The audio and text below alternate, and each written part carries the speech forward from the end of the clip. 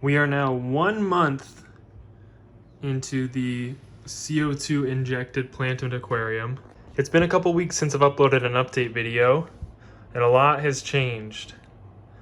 Number one, I think the biggest change is the rotella. It did pretty much exactly what I was expecting, where it branched outwards, and then once it got established, it branched upwards. So now we have a bunch of bushy rotella. I was going to trim it, but I have nothing to do with the trimmings at the moment, so I'm gonna wait until I have maybe like a little area to put them before, so I don't have to just throw them all away, so I'm not wasting anything. The biggest change you probably saw earlier is I added 12 cherry shrimp. I can usually ever find like 5 maximum at a time, just because when I originally created the tank, I decided to make a bunch of caves and whatnot for the hopes that I would have cherry shrimp eventually. So right now we've got one there, and then I think 3 or 4 are back in the rotella. They like to hang out in there, which I was hoping for. I think I can see 3 of them right now. There's probably a couple in the rocks, but there's 12 total, and I haven't seen any of them die yet. 2 of them have molted already that I've seen. You can see another one back there. And so far, I've also had 2 of them that are buried. They came buried, which is great. So we'll probably have babies here pretty soon.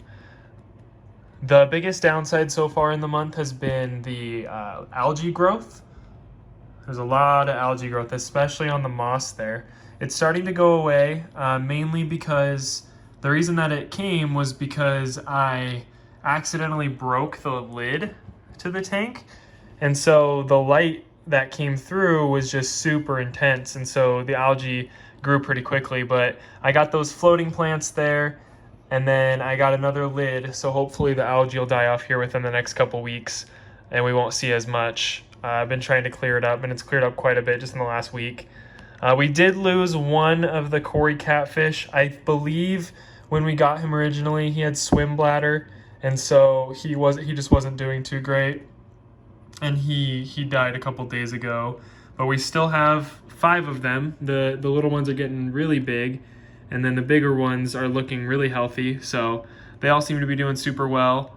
2 of my nearite snails died as well. I'm not sure why. All my water parameters are super good. I think they were being weird after I got them from the fish store. So I don't know if I'll be shopping there again, just because the catfish I got and the snails I got weren't great, because both of the ones that died were from the fish store and not where I had gotten them originally. But overall, the tank is doing super good. The S. repens here has been carpeting like crazy. It's a little bit discolored. I think it's going to be like needing some more fertilizer here pretty soon. Over here we have some melting off, but that's mainly because it still is getting kind of established. But over here you can see where it's carpeting quite a bit. I also added some moss to the mushroom. I think it kind of brings things together. The mushroom threw things off a little bit for me since it was such a natural aquarium, but I think the moss brought everything together.